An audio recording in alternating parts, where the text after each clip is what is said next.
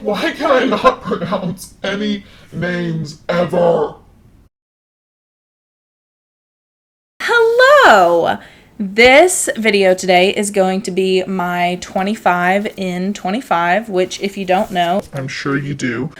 but if you do not know, for the year 2025, you just choose 25 books that you want to read. I have so many books on my bookshelf that I have not read. My TBR cart is literally it's falling apart. It's slanting to one side.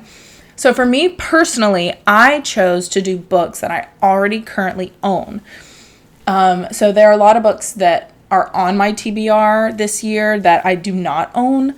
But if I can get these 25 books read in 2025, that would be that would be the best thing ever. So without further ado, let's just hop right into it because I don't have a lot of time today. So these are not in any specific order. First, I'm going to do the books that I own physically. So that's 1, 2, 3, 4, 5, 6, 7, 8, 9, 10, 11, 12, 13, 14, 15, 16, 17, 18 books that I own physically. 7 books that are on my Kindle, but we will get into those as well. But first, we are going to do these.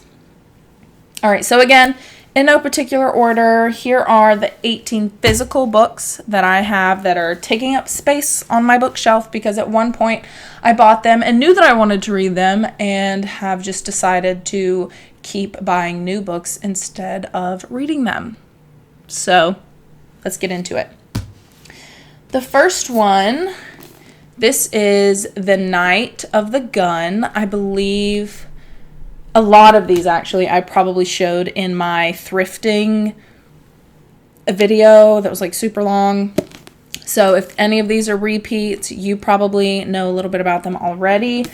But this book actually caught my eye because it says on the front, a reporter investigates the darkest story of his life, his own. And Stephen King actually said something about it. Y'all know I love me some Stephen King, and it's on the front here. It says, anyone who knows now or ever has known the addictive and ultimately deadly affections of booze and dope will be moved and shaken as I was by this beautiful, horrifying memoir. David Carr has summoned everything that matters about the loaded gun of substance abuse. I don't typically read memoirs. However, this one just really caught my eye. On the back it says, do we remember only the stories we can live with, the ones that make us look good in the rearview mirror? In this groundbreaking bestseller, David Carr redefines memoir with the revelatory story of his years as an addict and chronicles his journey from crack house regular to regular columnist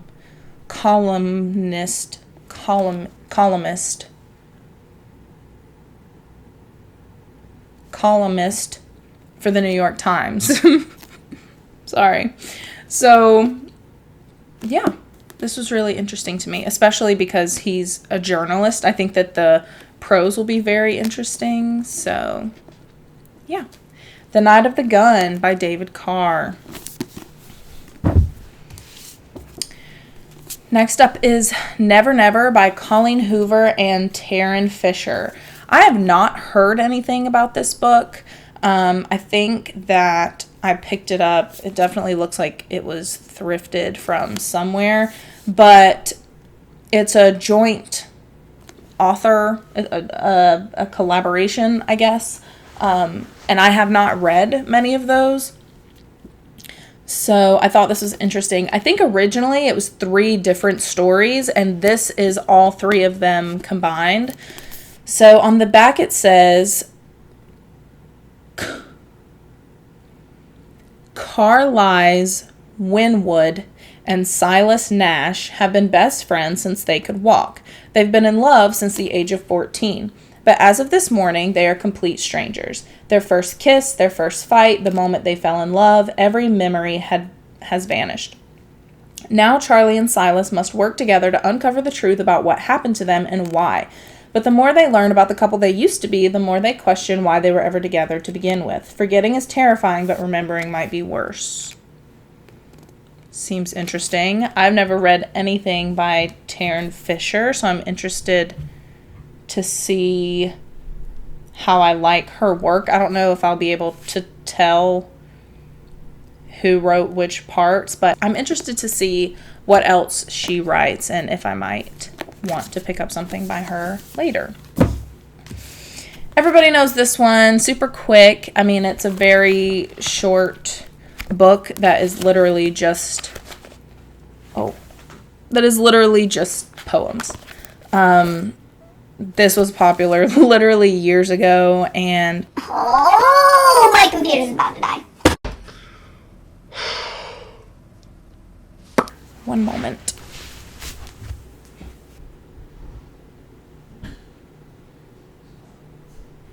So my cat just ended the video. That's why he's not allowed in here while I'm filming. That's great. Anyways, got my computer plugged up. We are good to go. We are good to continue. Anyways, what I was saying about this book, it's been popular for quite some time. It's literally just a book of poems. I've seen some on TikTok. I've seen some shared on Instagram, and some of them seem heart-wrenching. And I mean, it was at Goodwill, so I think I'm pretty sure it was.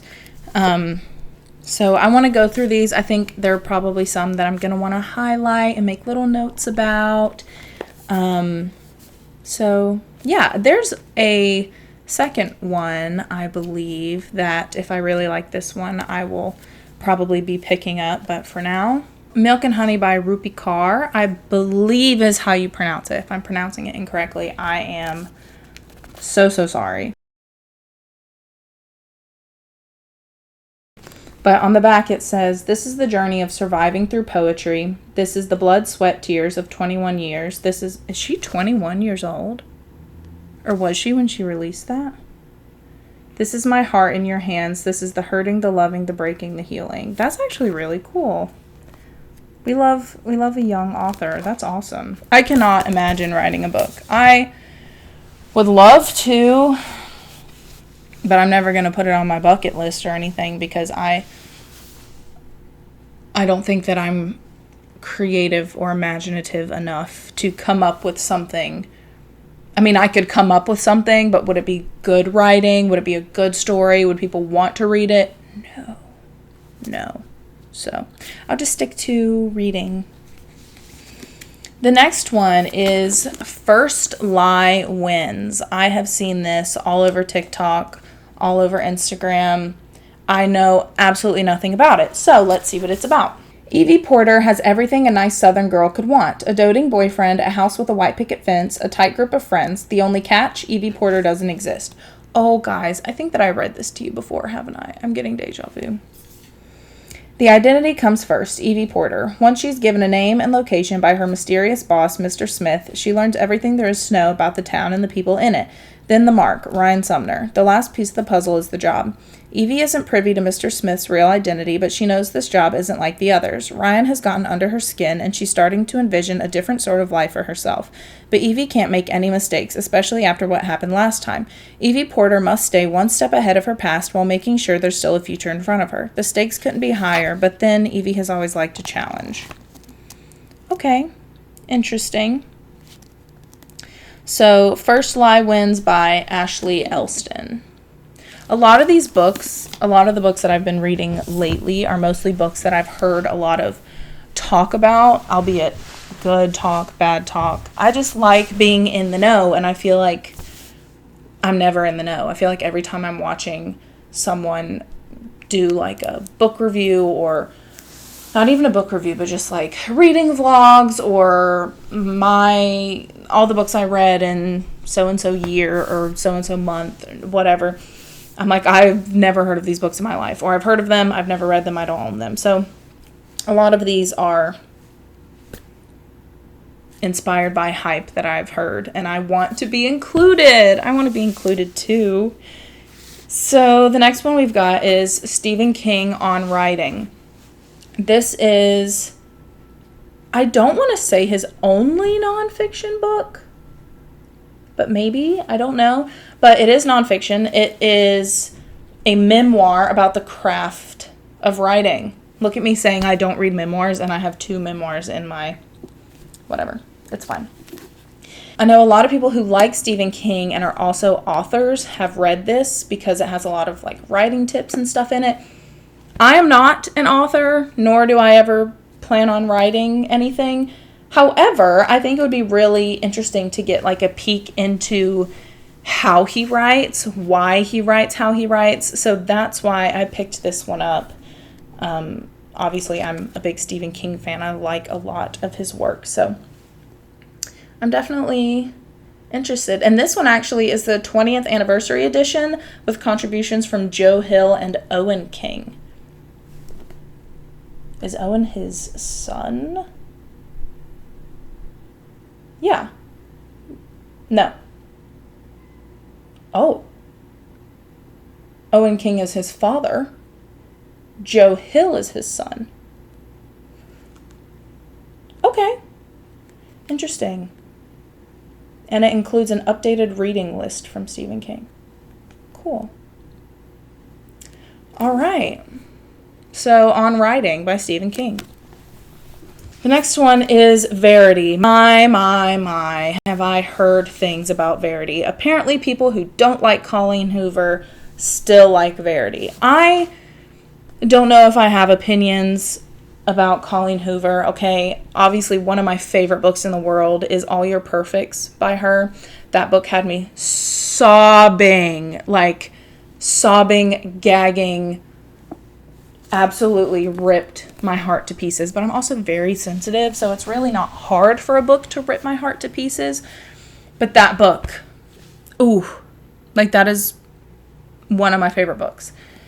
And I refuse to reread it because I read that book when people didn't have such intense opinions about Colleen Hoover. And I'm the type of reader, let me tell you, if you're like, oh, I found this plot hole in this plot, I read for the vibes.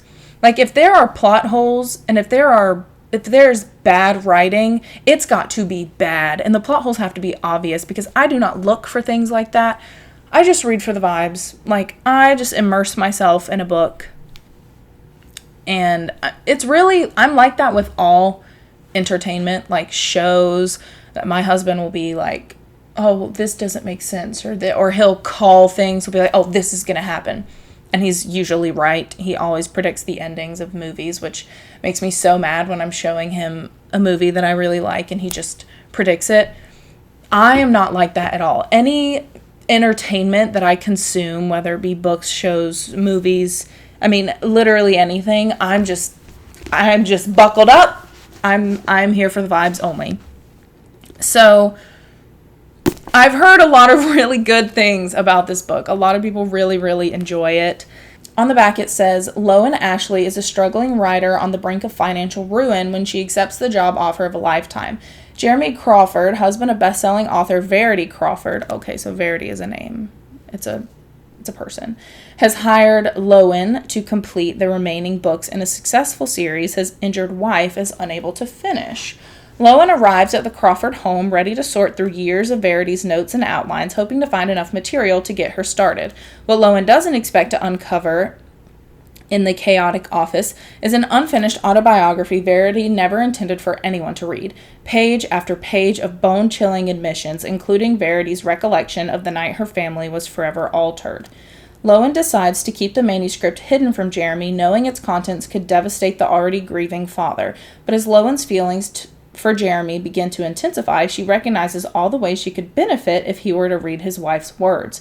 After all, no matter how devoted Jeremy is to his injured wife, a truth this horrifying would make it impossible for him to continue loving her. Oh. So that does sound really interesting. And I've heard that there's a huge twist. But you already know I'm not going to be trying to figure it out while I read.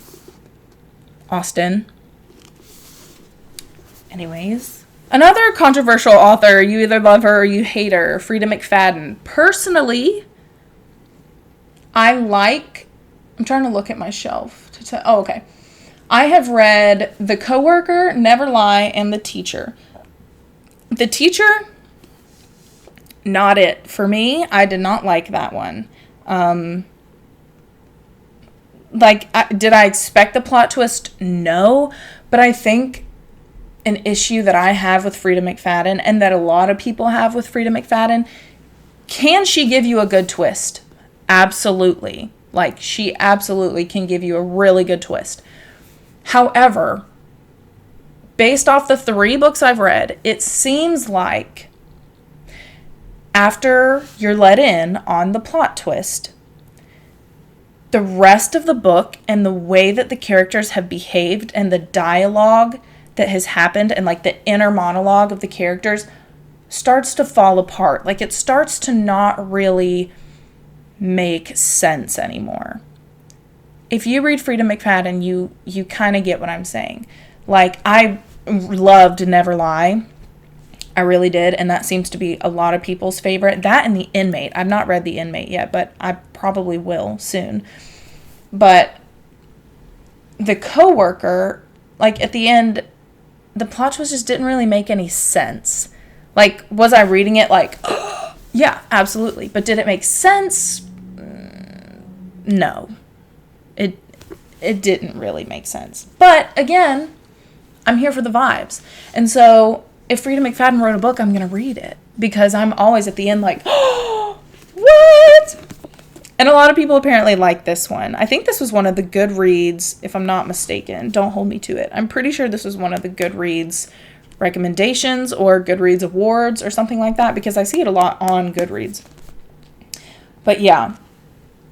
So on the back it says, Sydney Shaw, like every single woman in New York, has terrible luck with dating. She's seen it all. Men who lie in their dating profile, men who stick her with the dinner bill, and worst of all, men who can't shut up about their mothers. Real? But finally, she hits the jackpot. Her new boyfriend is utterly perfect. He's charming, handsome, and works as a doctor at a local hospital. Sydney is swept off her feet. Then the brutal murder of a young woman, the latest in a string of deaths across the coast, confounds police. The primary suspect, a mystery man who dates his victims before he kills them. Sydney should feel safe. After all, she is dating the man of her dreams, but she can't shake her own suspicions that the perfect man may not be as perfect as he seems, because someone is watching her every move, and if she doesn't get to the truth, she'll be the killer's next victim. So this kind of makes it seem like her boyfriend is the killer. But that would be too, that does not sound like Frida McFadden now, does it? No, it does not. So I'm not even going to try to guess. We will see. The Boyfriend by Frida McFadden. This is another hype one. This will be my first Emily Henry book. And I know you're probably watching like, no, the first one, what is it? Love Story? Or there's some other Emily Henry book that people are like, this book is amazing. However, I found this one at Goodwill, I believe. And I was like, oh, Emily Henry. That's an author that I've been meaning to check out. So I really want to read this one. I have heard good things about it, but I do know that Emily Henry stans. This is not necessarily their favorite book. It's that other one, whatever the name of it is. Maybe I'll put it over here. We'll see. But this one says, oh, there's a receipt in here. Yeah, it was from Goodwill. 2 best friends, 10 summer trips. One last chance to fall in love. Poppy and Alex, Alex and Poppy. They have nothing in common. She's a wild child. He wears khakis. Sorry, what? I'm sorry. You cannot wear khakis and be wild. Not allowed. Anyways. She has insatiable wanderlust. He prefers to stay at home with a book. And somehow, ever since a fateful car share home from college many years ago, they are the very best of friends. For most of the year, they live far apart. She's in New York City and he's in their small hometown. But every summer for a decade, they have taken one glorious week of vacation together. Until 2 years ago, when they ruined everything. They haven't spoken since. Poppy has everything she should want, but she's stuck in a rut. When someone asks when she was last truly happy, she knows without a doubt that it was on that ill-fated final trip with Alex. And so she decides to convince her best friend to take one more vacation together, lay everything on the table, make it all right. Miraculously, he agrees. Now she has a week to fix everything. If only she can get around the one big truth that has always stood quietly in the middle of their seemingly perfect relationship. What could possibly go wrong? All right. So, people we meet on Vacation by Emily Henry. I'm not used to my room is a mess right now, so that's why the camera is so high up, because I don't want you to see my carpet. So, People We Meet on Vacation by Emily Henry. This next one is a reread. I read this book in high school, so that was 6 years ago. Age reveal! I'm 23. 6 years ago, I read this book, and I don't remember anything about it. I didn't annotate it. I had a different version. I think I had the hardback version. But yeah, I don't remember anything about it, and it's a classic. So I feel like I need to reread it, sit with it, take my time with it, annotate it, because It by Stephen King. This is a door stopper. This book has, oh my gosh, this book has 1,153 pages. It's a big, big boy. Okay. Y'all have seen the movies. I have seen the 1990. Is that when that movie came out? I want to say 1990. Maybe 1980. No. 1990. I've seen the original It movie. I have not seen the new one because I wanted to wait until I reread it to watch the new movie and rewatch the original movie. This is like one of his biggest books where people talk about his ability to write coming of age stories. I love a good coming of age book. And I know that this follows like multiple different characters. It's this huge universe. The Stephen King universe in and of itself is ridiculous. I struggle to choose which books to read next because I know that they are almost all intermingled. This is the Derry, Maine. There are multiple Stephen King books that are set in the same universe in Maine. But this is the classic, right? Like this is the big one. So on the back, this is going to be fun to, I'm going to get a workout reading this one. To the children, the town was their whole world. To the adults, knowing better, Derry, Maine was just their hometown. Familiar, well-ordered, a good place to live. It was the children who saw and felt what made Derry so horribly different. In the storm drains, in the sewers, it lurked, taking on the shape of every nightmare, each person's deepest dread. Sometimes it reached up, seizing, tearing, killing. The adults, knowing better, knew nothing. Time passed and the children grew up, moved away. The horror of it was deep buried, wrapped in forgetfulness, until the grown-up children were called back once more to confront it, as it stirred and coiled in the sullen depths of their memories, reaching up again to make their past nightmares a terrible present reality. Frightening, epic, and brilliant, Stephen King's It is one of the greatest works of a true storytelling master. So yeah, I love horror. I love good characterization. I love thoroughness. I don't know how this couldn't be thorough.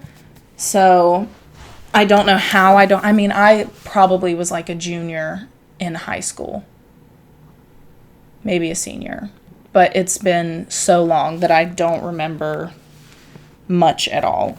I don't remember much of high school anyways. I might have blocked some of that out. But anyways, this next one is one that I have tried to read twice now. And I just never was mentally, physically, emotionally ready for. I'm sure you can guess. A Little Life by Hanya Yanagihara. Again, I'm so sorry if that's not how you pronounce it. Y'all should see me reading fantasy books. I'm like, me and went to the city of Usually, if I can't pronounce it in my head, I'll either say what the audiobook says if I'm listening to the audiobook as well, or I'll call them the first letter in their name. Right now I'm reading the third ACOTAR book, A Court of Wings and Ruin, and I currently am calling one character B and another character D. If you know, you know. Because I don't have any more Audible credits, and I never buy audiobooks on Audible. I just have the Audible subscription, so I just get a new book every time I have a credit. But I used my credit to buy Mist and Fury, so now I can only physically read that one. Anyways, so why was I even talking about? Oh yeah, all of that to say I'm not good at pronouncing things that I'm not familiar with. So I'm so sorry if I completely butchered the author's name. But y'all have seen this everywhere. It was a National Book Award finalist. Like, people rave and rave and rave and rave about this book. I was recently watching a video where Larry said that she will never read this book. Y'all go check out Larry. Love her. Because she knows that she can't handle it. And I hear her, because I've tried to read this twice and was like, nope, not today. Not today. And I set it right back down. And I usually don't do that. Like, I cannot stand DNFing books, but it's hard. It's gut wrenching. I mean, it really is. But I want to finish it. Like, something in me I need to finish it. So anyways, on the back it says, a little life follows 4 college classmates, broke, adrift, and buoyed only by their friendship and ambition as they move to New York in search of fame and fortune. While their relationships, which are tinged by addiction, success, and pride, deepen over the decades, the men are held together by their devotion to the brilliant, enigmatic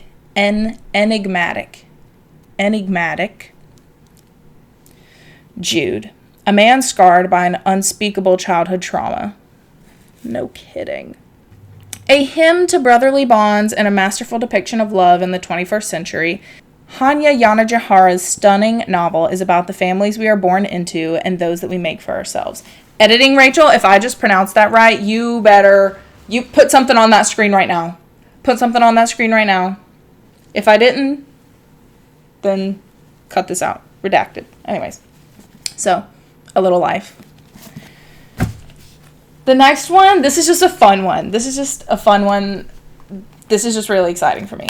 So, this is Rhett and Link's Book of Mythicality. My mom got this for me, I want to say last Christmas, the Christmas of 2023. I want to say it might have been 22, but I'm pretty sure it was 2023. And I love Good Mythical Morning. I have been watching Good Mythical Morning since my dad was driving me to school in middle school. Okay, and we would listen to the videos on the way to school.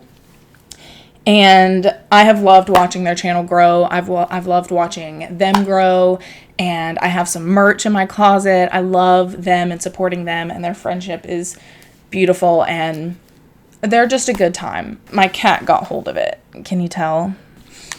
This is just their Book of Mythicality, a field guide to curiosity, creativity, and tomfoolery, written by Rhett McLaughlin and Link Neal. So on the back it says, thanks for turning over our book. You're obviously a curious person, which means you've already taken the first step towards achieving mythicality.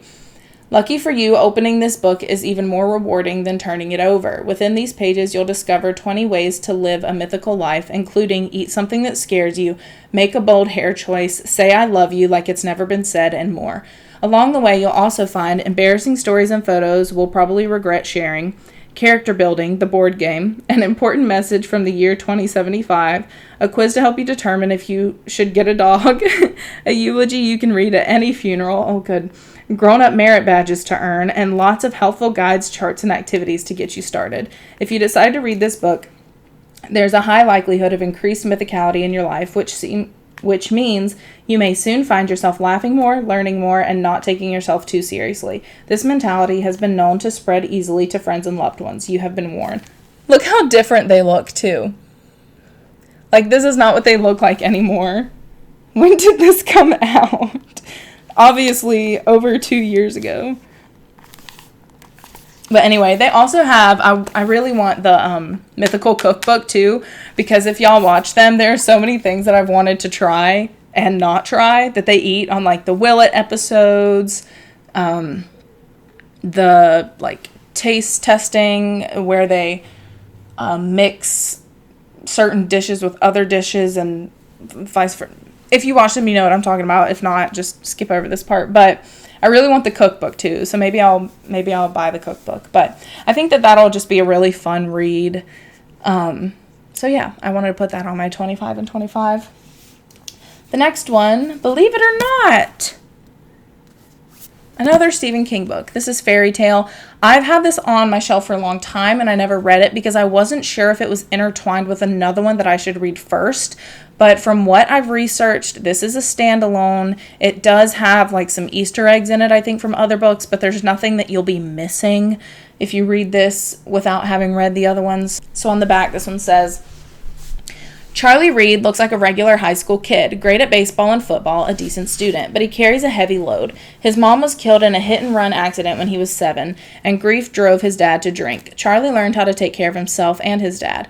When Charlie is 17, he meets a dog named Radar and her aging master, Howard Bowditch, a recluse in a big house at the top of a big hill with a locked shed in the backyard. Sometimes strange sounds emerge from that shed. Charlie starts doing jobs for Mr. Bowditch and loses his heart to Radar. Then, when Bowditch dies, he leaves Charlie a cassette tape telling a story no one would believe. What Bowditch knows and has kept secret all his long life is that inside the shed is a portal to another world. Oh. That's cool. Oh, that must be the doggy. Not much more to say about that one, but I'm excited to read it. It's pretty big as well. Definitely. I don't know what constitutes a door stopper. Is there like a specific number? Or, because like if it just means a big book, then like are some of the ACOTAR books door stoppers? Or are we talking door stopper like it, like 1,000 pages long? Or like The Stand? I don't know. Y'all let me know in the comments what number of pages constitutes a door stopper. Because that was one of my reading goals, was like to read so many door stoppers. But I don't even know what that means. So, anyways, this one's also a reread. Did we all read this in middle school? Probably. Do I remember anything about it? Absolutely not. So, this is by Marcus Zusak. It's by old Mark. Okay. It is 1939, Nazi Germany. The country is holding its breath. Death has never been busier and will become busier still. Oh, isn't one of the characters Death? Like, doesn't Death talk in the book? I think it does. I think I'm remembering that correctly. By her brother's graveside, Liesel Memminger's life is changed when she picks up a single object partially hidden in the snow. It is the Gravedigger's Handbook, left there by accident, and it is her first act of book thievery. So begins a love affair with books and words, as Liesel, with the help of her accordion-playing foster father, learns to read. Okay, it's starting to come back to me. Soon she is stealing books from Nazi book burnings, the mayor's wife's library, wherever there are books to be found. But these are dangerous times. When Liesel's foster family hides a Jew in their basement, Liesel's world is both opened up and closed down. In superbly crafted writing that burns with intensity, award-winning author Marcus Zusak has given us one of the most enduring stories of our time. Okay, so I vaguely do remember the plot of this, but I remember really enjoying it when I read it in middle school. So, a little nostalgia read. The next one is Creepers by David Morrell. I don't know anything about the author, anything about the book, but on the inside it says, on a cold October night, 5 people gather in a rundown motel on the Jersey Shore and begin preparations to break into the Paragon Hotel. Built in the glory days of Asbury Park by a reclusive millionaire, the magnificent structure, which foreshadowed the beauties of Art Deco, right? Architecture, is now boarded up and marked for demolition. The 5 people are creepers, the slang term for urban explorers, city archaeologists with a passion for investigating abandoned buildings and their dying secrets. On this evening, they are joined by a reporter who wants to profile them anonymously, as this is highly illegal activity, for a New York Times article. Frank Ballinger, a sandy-haired, broad-shouldered reporter with a decided air of mystery about him, isn't looking for just a story, however, and after the group enters the rat-infested tunnel leading to the hotel, it becomes clear that he will get much more than he bargained for. Danger, terror, and death await the creepers in a place ravaged by time and redolent of evil. Creepers, David Morrell's gripping joyride of a thriller, depicts every harrowing second in 8 hours of relentless suspense. It will haunt readers for many nights to come. We'll see about that. Another Stephen King book that my cat chewed on. This is Gerald's Game.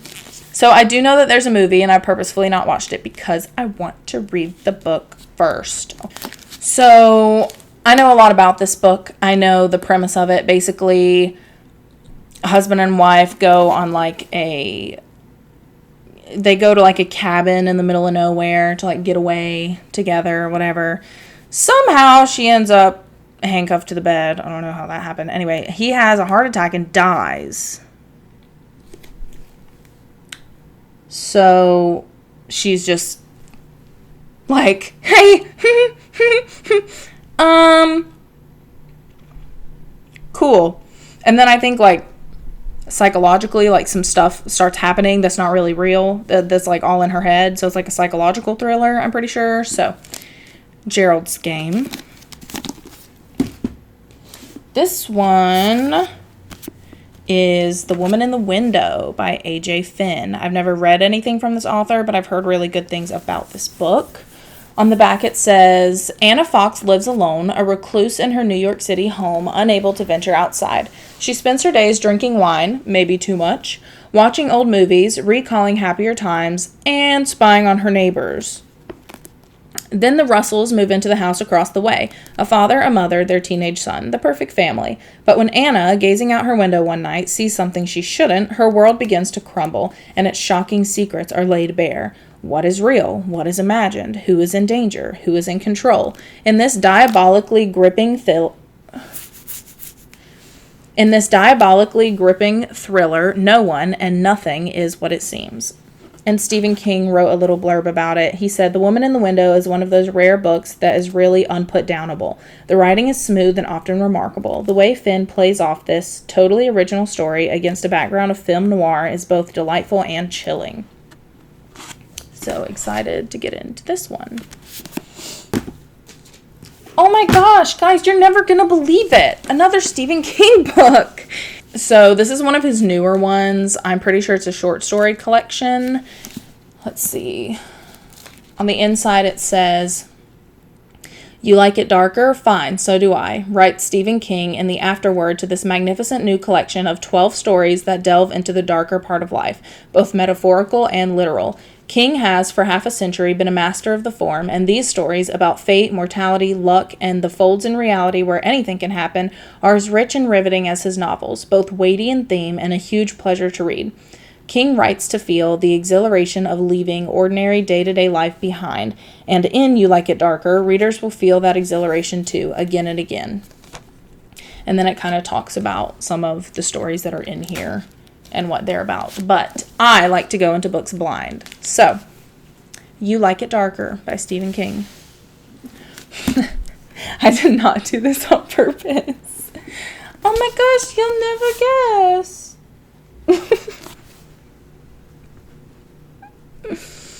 Y'all, I'm trying to work my way through my favorite author's works, okay?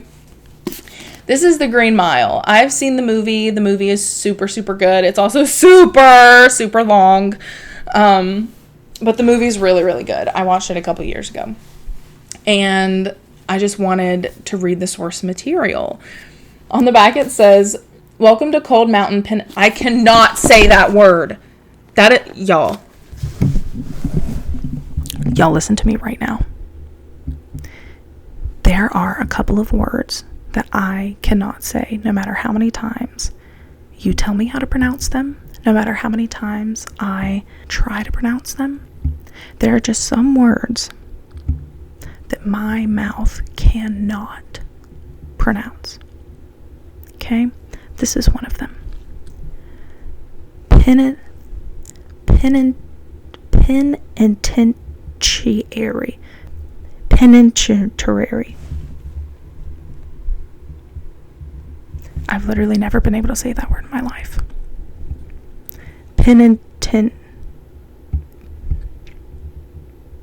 Welcome to Cold Mountain Jail. Home to the depression-worn men of E Block, convicted killers all, each waits his turn to walk the Green Mile, the lime-colored linoleum corridor leading to a final meeting with Old Sparky, Cold Mountain's electric chair. Prison guard Paul Edgecombe has seen his share of oddities over the years working the mile, but he's never seen anything like John Coffey, a man with the body of a giant and the mind of a child, condemned for a crime terrifying in its violence and shocking in its depravity. And in this place of ultimate retribution, Edgecombe is about to discover the terrible, wondrous truth about John Coffey, a truth that will challenge his most cherished beliefs. So, the Green Mile. All right, that is it for the physical books that I have. The rest are going to be on my Kindle, so let me go grab that real quick. Here's my Kindle. She is so cute and precious, and I need you to appreciate her. Look how adorable she is. I'm going to have to reference my 25 in 25 reading journal page so that I can remember exactly which ones that I'm talking about here.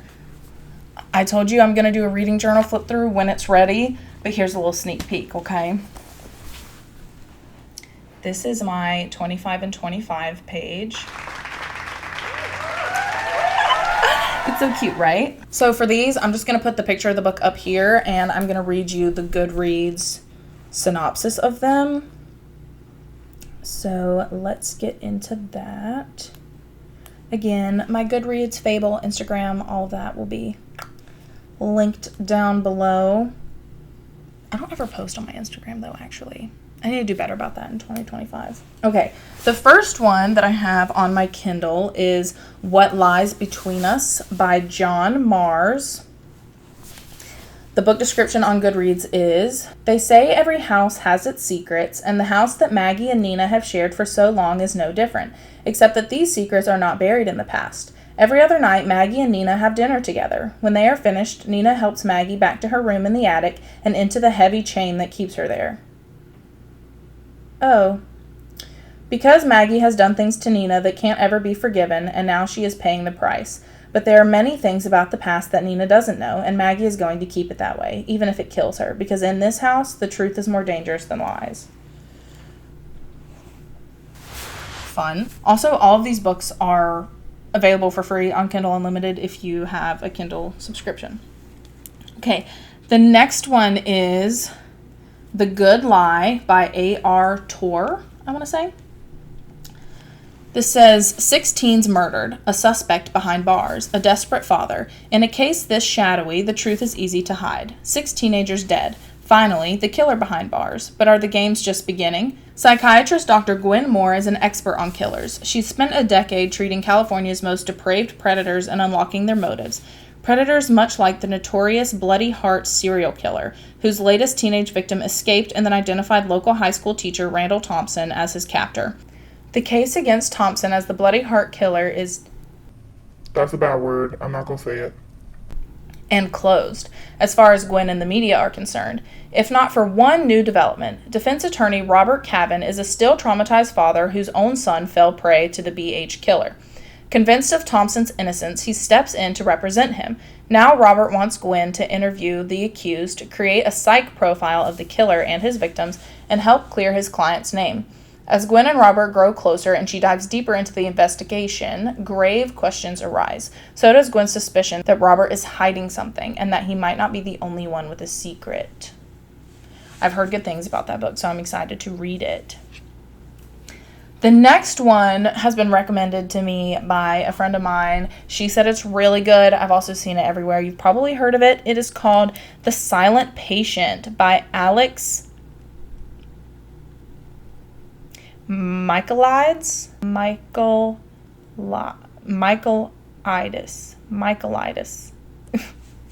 I don't know how to pronounce it. I'm so sorry.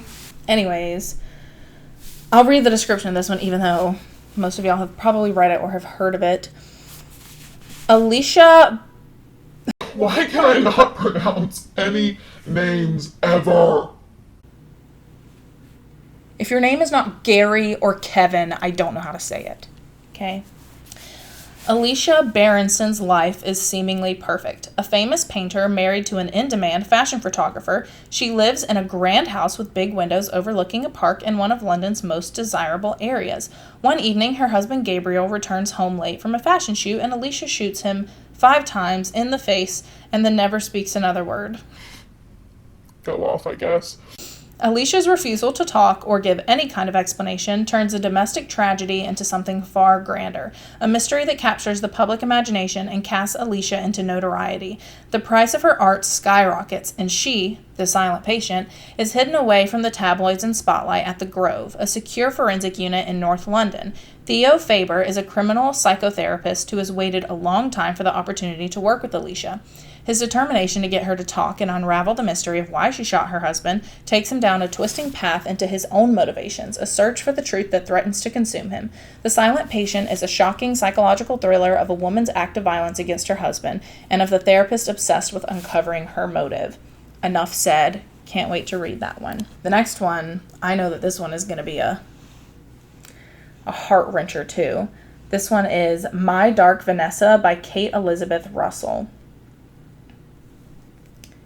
This one says, exploring the psychological dynamics of the relationship between a precocious yet naive teenage girl and her magnetic and manipulative teacher, a brilliant, all-consuming read that marks the explosive debut of an extraordinary new writer.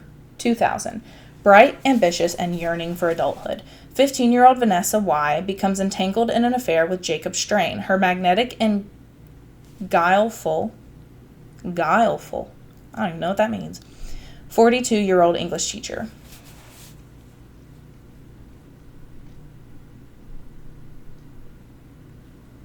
Ew. 2017. Amid the rising wave of allegations against powerful men, a reckoning is coming due. Strain has been accused of abuse by a former student who reaches out to Vanessa, and now Vanessa suddenly finds herself facing an impossible choice. Remain silent, firm in the belief that her teenage self willingly engaged in this relationship, or redefine herself in the events of her past. But how can Vanessa reject her first love, the man who fundamentally transformed her and has been a persistent presence in her life? Is it possible that the man she loved as a teenager, loved is crazy, you were a child, this book is going to be a tough read, I can tell, and who professed to only worship her, girl, may be far different from what she has always believed? Alternating between Vanessa's present and her past, My Dark Vanessa juxtaposes memory and trauma with the... I can pronounce juxtaposes, guys, just not hard names. Okay. Juxtaposes memory and trauma with the breathless excitement of a teenage girl discovering the power her own body can wield. Thought-provoking and impossible to put down, this is a masterful portrayal of troubled adolescence and its repercussions that raises vital questions about agency, consent, complicity, and victimhood. Newsflash, spoiler alert, 15-year-olds can't consent. Okay, all right. So that one's going to be a hard read, but I've heard that it's very thought-provoking, and yeah, I don't know. I want to read it. The next one is Does It Hurt by H.D. Carlton. I like this author, so I wanted to kind of read some more of her stuff. This one says, Who am I? I've forgotten the answer to that question long ago. Ever since I ran from that house, so desperate to escape, I left with only the clothes on my back and socks on my feet. After that day, I've only ever walked in stolen shoes. Could I be a girl who was searching for the meaning of life in faceless men? They were all so forgettable, until he came along. He took me under a waterfall and made me forget my name, and in return, I took his instead. Enzo Vitali, this word again. Enigmatic.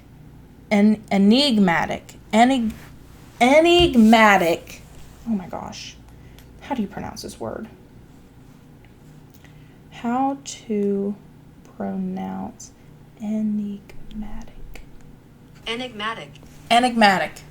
An enigmatic man that will only ever love the deep sea, or rather, the predators that inhabit it. Turns out he's not so different than the monsters he feeds. He lured me onto his boat like a fish in the ocean, seeking vengeance for my crime. Had I realized his intentions, and that a massive storm would leave us shipwrecked, I would have ran. Now I'm a girl who's seeking refuge in a decrepit lighthouse with a man who loathes me almost as much as he craves me. He wants to hurt me, but the old caretaker of the abandoned island may have intentions far more sinister. It's no longer a question of who I am, but rather, will I survive? Okay, so this next one is Rock, Paper, Scissors by Alice Feeney. I've heard a lot of good things about this book, so I wanted to read it for some time. So I was so excited when it was on Kindle Unlimited. So this one says, think you know the person you married? Think again. Things have been wrong with Mr. and Mrs. Wright for a long time. Really?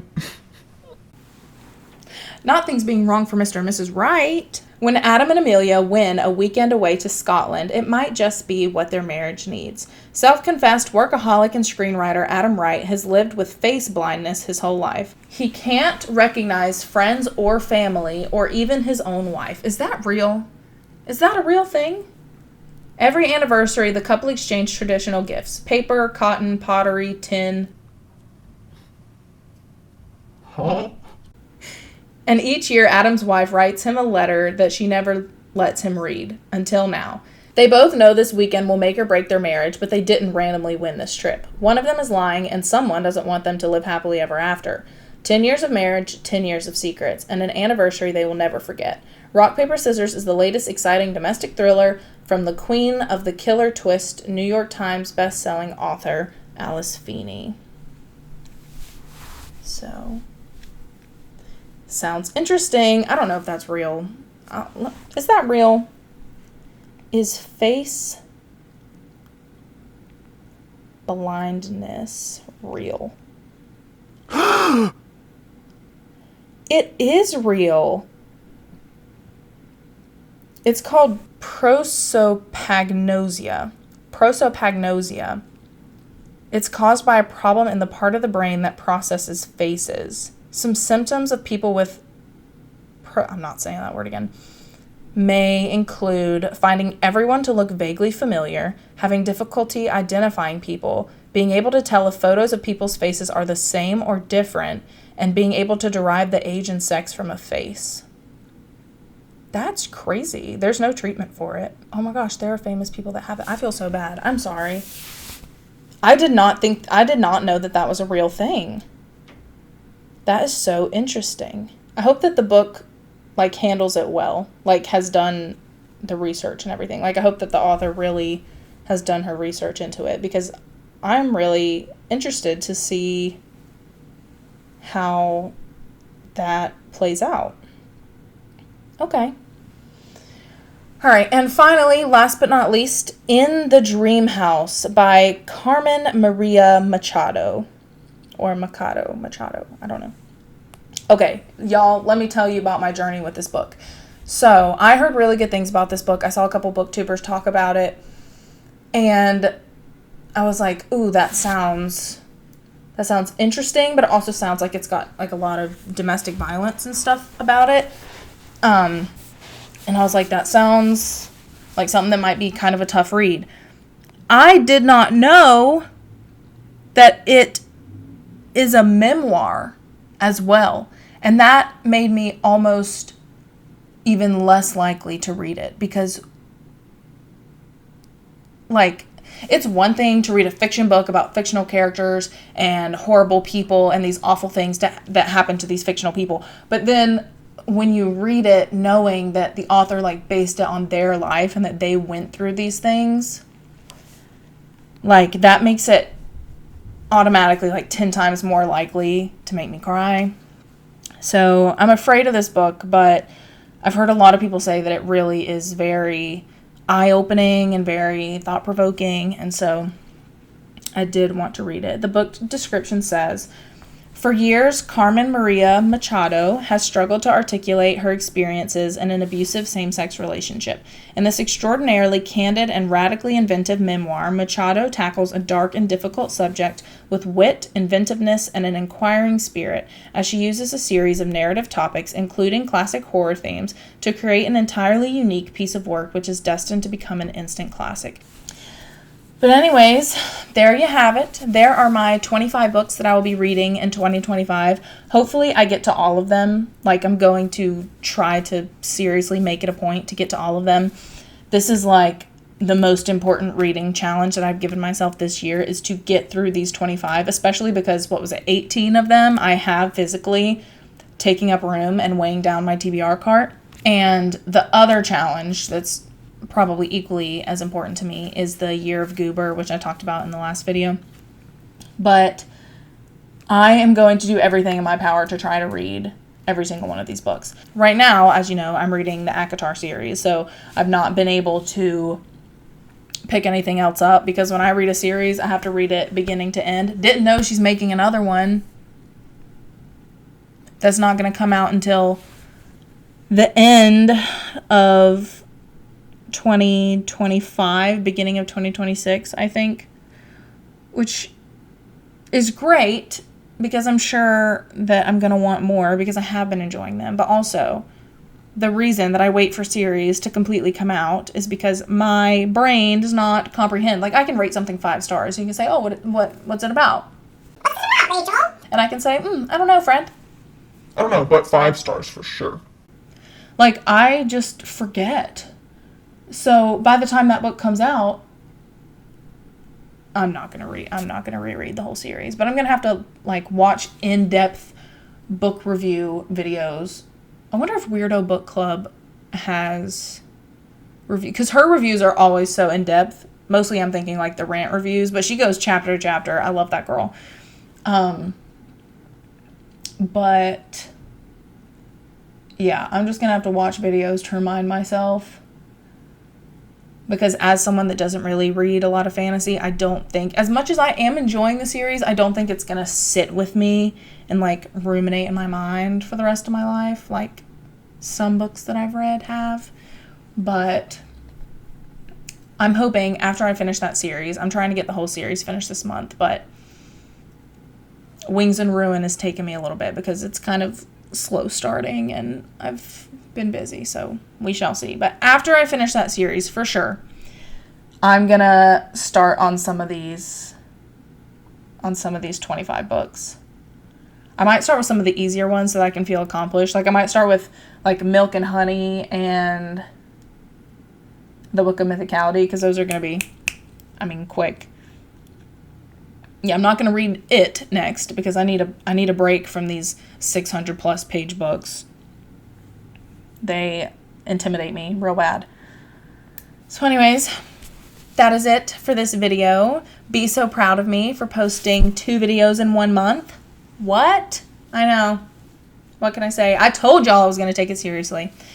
Anyways, I hope that you have an amazing morning, afternoon, evening, whatever it is that you're reading this. And if you feel so inclined, please like this video, share it with your friends, and comment what books you want to read in 2025. Take care of yourself. I love you so much. Bye.